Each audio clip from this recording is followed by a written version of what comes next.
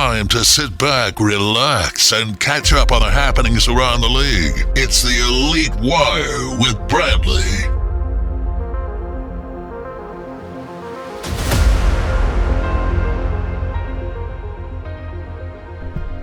Yo. Welcome, Madden Elite, for the newest edition of the Elite Wire. Normally we put these out on Sundays. I've got quite a bit of crap to take care of tomorrow, so we're coming at it a day early. Major shout out to Freight Train for that intro. More on Freight Train in a moment. I got a few things I need to say in response to Trash Talk Tuesday. I was working and I wasn't able to chime in and give my opinion on the crap that was being said. And there was crap being said, a lot of bull crap, right? A lot of bull crap, things that I need to come in and speak truth on. And one, it's not really like a major issue or anything, just kind of like a situation going on that I've been trying to like find some measure of hope, but there is none. It's hopeless, it's pointless, all is vain, all is vain, all is vain. And the other is I need to set Freight Train because he's got an accurate outlook on a certain thing, but we'll get to that. Right off the bat, though, there is some major news, and that major news is there is only one unbeaten team remaining in Madden Elites. That is Bayman, our reigning defending Super Bowl champion of the world. World Super Bowl champion of the world, Bayman. He's still undefeated. And this week, another bit the dust. Bread went into this week undefeated. He has been beaten. He has fallen. He has taken a dagger to the heart. He's on the ground. He's failed his death saves. He's not getting up. Well, he'll probably get up. I'm sure he'll be back next weekend. I mean, he's only got one loss. He'll be okay. He's going to go soon to the playoffs. We'll talk though more at the end of the show about what exactly went down with Bread, right?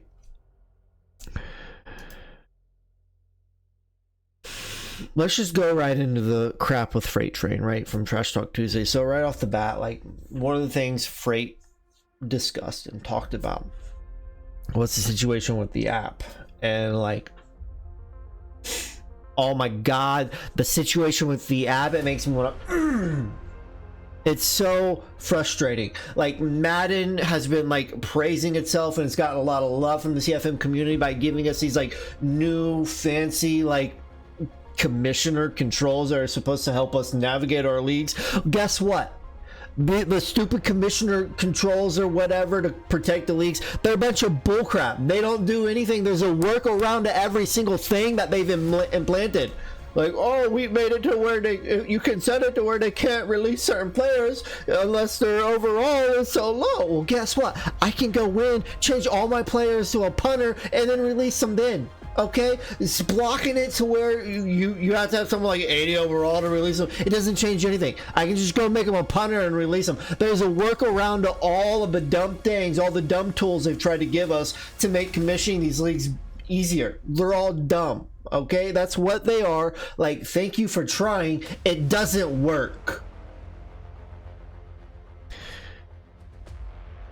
The CFM community has thrived in spite of EA over the years. They've given us, they have practically abandoned the CFM community, right? We all know it.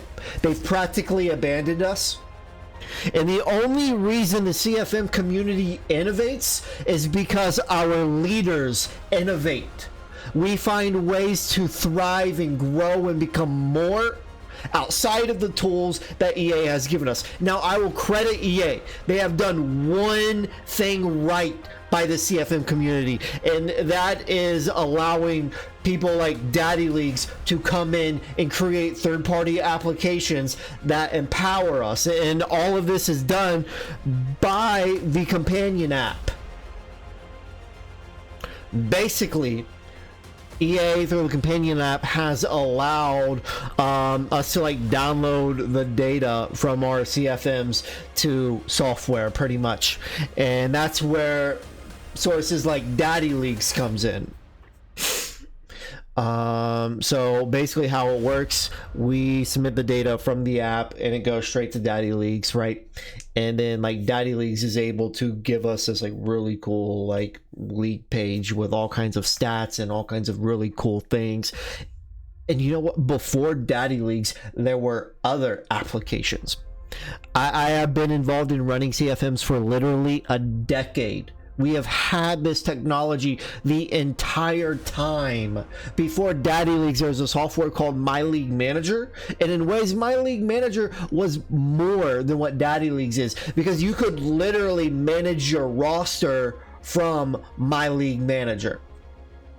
You could trade, you could draft, you could do all the jazz. I remember being in school, sitting in the parking lot at school, doing a draft from My League Manager. I couldn't be there for the draft, but it's okay. I had My League Manager. My League Manager let me do the draft from my phone. And I think the reason we don't have that anymore is because EA, they like, I guess, took away the ability for us to do that. I don't know how the software works. I know the software used to do that, now it doesn't. And basically what I understand, it's because of changes of what Daddy or EA allows to like come down from the server or whatever. So we've had this technology for literally a decade. EA has given us no innovation for a decade. But it's okay. We had sites like My League Manager, Daddy Leaks, and they were the tools we needed in spite of EA. Okay, so PlayStation 5 CFM, we have lost the companion app. We have no companion app for PlayStation 5. So do you realize what this means? This sets us back literally a decade.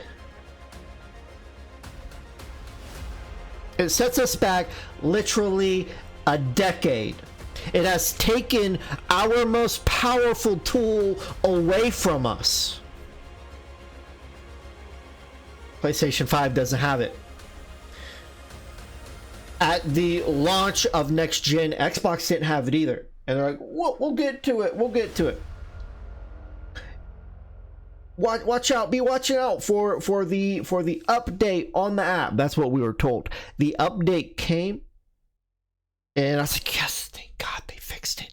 I go and download the update, and guess what? Immediately after the update,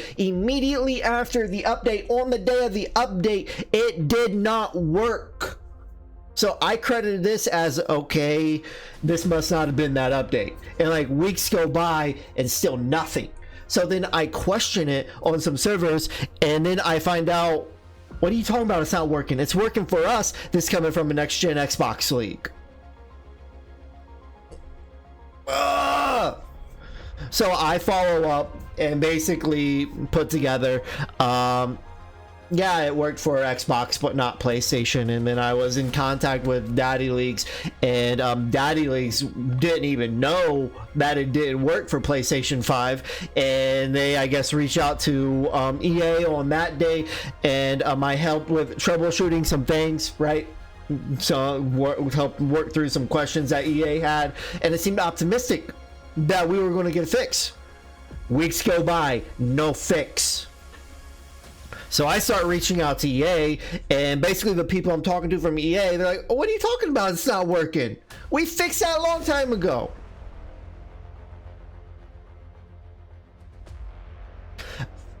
I was under the impression at this point it was going to be fixed. A couple days go by, nothing. I reached back out to EA. You're never going to believe what they said. What do you mean it's not working? We fixed that weeks ago.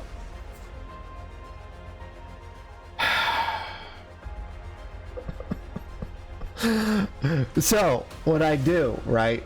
Did you know we have a, I guess like a CFM community director?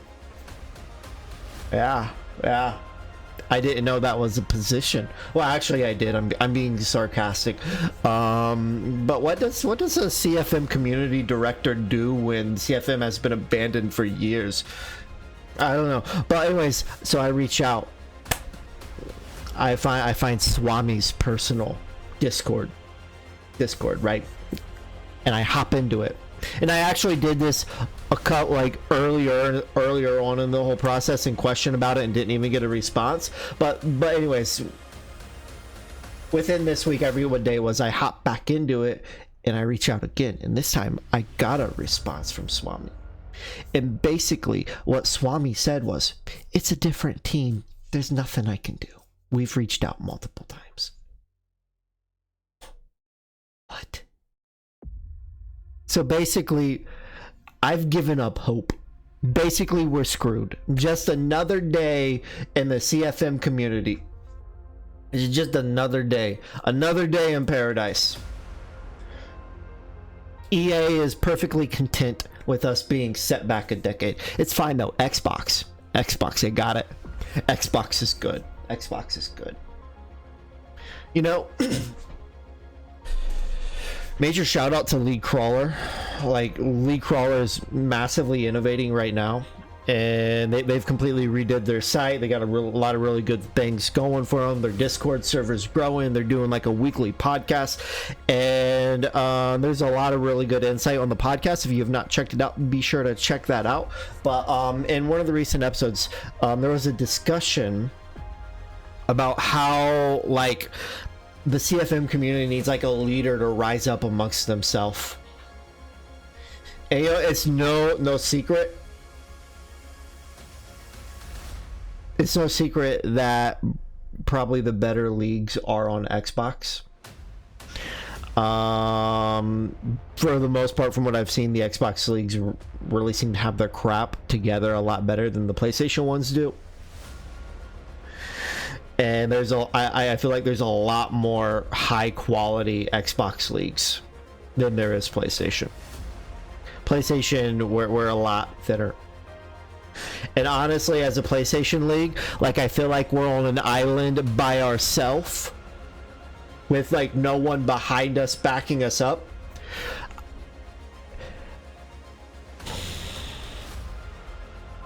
I probably shouldn't say this, but I can't help but wonder if Xbox was in the same boat as us.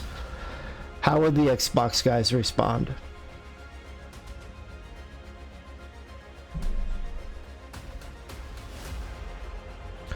Daddy Leagues is like the best thing that the CFM community has going for us. And us PlayStation folks out on our little island, we don't have it.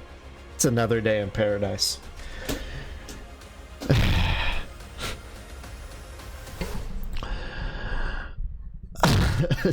Shifting gears. You know, I just need to move on from this. Shifting gears. So, during Trash Talk Tuesday, the app isn't the only thing that Freight Train hit on. He also talked I guess there was some drama with our commissioner, Bread. And I guess someone had reached out to him for opinions on a trade that they had looming. And Bread's like, whoa, I want that guy. And I guess from what I understand, maybe Bread slid in and like poached the trade, right? And Freight Train was all like, there's no integrity in that. Freight.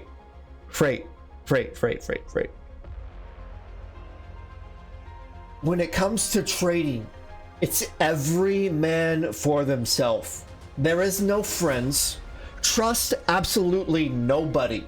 The majority of the guys in this league I've known for a decade understand this. When someone slides into your DM with the guys in our league for a trade, in that moment, you have entered war. Trading is war. There is no friends. There is no integrity. It is cutthroat. It is murderless. It is spineless. Someone comes to me for a trade, I'm going to milk that trade for everything I possibly can. If I present a trade and the trade committee does not meet my trade with resistance, I have failed. And like, we started like Christmas time, so we only had like half the cycle. So like, I didn't approach this with my same like cutthroat trade mentality. In the first season, I was pretty chill with my trades, right? Like Chuck, like he likes that Antonio Winfield guy. Like he's a Vikings fan. I guess like Antonio Winfield Jr. Like his dad played for the Vikings or something. So it's like, man, I really want that guy. Normally I would have been cutthroat, but I was like, you know what, man, I'll be chill about it. Throw me a first and a second. We'll call it square. He was happy to do that. Like there was no real back and forth to it. I was pretty chill about it. If we started in the beginning of the cycle, that would not have happened. However, I was chill about that. I was chill about some other trades.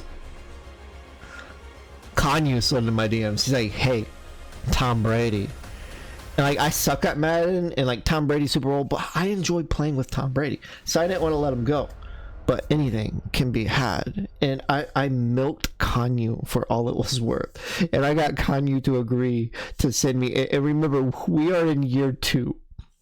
I can't keep a straight face and tell this story. I got Kanye to agree to send me 2 first-round picks for old man Brady in the second year of the CFM. 2 first-round picks. 2 first-round picks. He said yes. There is no friends or integrity in trading. It's cutthroat. You milk the other guy for everything you can. Now, it should be noted, obviously the trade committee declined that, but just getting Kanye to agree to that was glorious. It was great.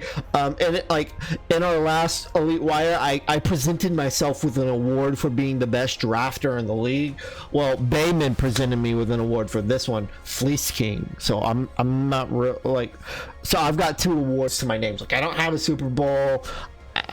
I suck on the sticks, but I have 2 awards. I am the first ever winner of the Bradley Award, and I am the Fleece King. So put some respect on my name, please. There's no integrity. There's no friends in trading. You milk the other guy for all they're worth. That's what it rolls down to. Okay. In every trade, there is a winner or there's a loser. So, which you gonna be? You gonna be the sucker, or you gonna be the guy winning the trade? That's all there is to it. Let's kind of fly through these other topics real quick. So, let's talk a moment about the AFC South. Doc is living up to the expectations I put him. He's turned it around. He's at the top of the AFC South. He has 5 wins, I think 2 losses. He's sitting on top. So, major shout out to Doc. Congratulations. I think Doc has what it takes to make a very deep playoff run. I would not be surprised to see Doc in the AFC Championship game. There is a disappointment in the AFC South. Freight Train, in the first episode of Trash Talk Tuesday, he boasted about running away with the league. Freight Train has 2 wins. Freight Train is trying to compete with me for bottom feeder. I'm gonna win, Freight. Okay, that's just what it is.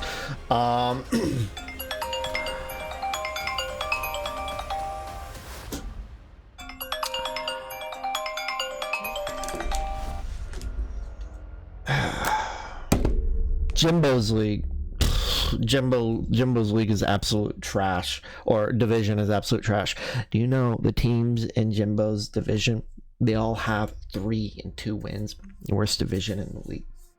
That's the only reason Jimbo made playoffs last year. And if he makes them again this year, that's going to be the only reason. Trash division. If I was in Jimbo's division, I'd win that sucker. Please. Go shift gears though. We're going to talk about the last thing we have to talk about. Kind of alluded to it earlier, but Bread has fallen. Bread has taken his first loss, and that loss came at the hands of Fun Guy. Fun Guy is 6-1 on the year. His only loss is against Estrada, 17-45. Do consider that is a respectable loss. Like, it's a big loss. He got whipped, but Estrada has Super Bowls in multiple leagues this cycle. Okay, like, you lose against Estrada, like, there's nothing to hold your head down. In the game, though, Bread versus Fun Guy. Bread was held to 30 yards rushing. Mahomes threw 3 interceptions on the day. And while Mahomes' play and the lack of the running game did contribute to the win, you have to credit Fun Guy for what he did with Lamar. Lamar balled out. You'd expect Lamar to run it on the ground. He only had 1 rush for 1 yards, but what he did through the air was legit. He went 13 for 15, an 86% completion percentage, 256 yards, 1 touchdown, a QBR of 140.9. He had 1 touchdown and 0 interceptions. Fun Guy is sitting on top of arguably the toughest division in the league, the AFC North. Don't sleep on Fun Guy. Don't sleep on Chuck. He can be quiet. He can downplay his success. But the first Super Bowl that I know that I ever seen stream was probably about a decade ago. And Chuck was in it. Chuck has gone to Super Bowls. While he can be quiet, downplays his success, he is a very respectable player. There is, like, you go into a game with Chuck expecting to get the win, you might be a little disappointed. I'm excited to see what Chuck does through the rest of the season. I'm pulling for him. If anyone, I mentioned in the last wire, but if anybody deserves a bowl, it is him. But we're going to wrap this up. So thank you for checking out the wire this week. We will be back at it next week. Peace.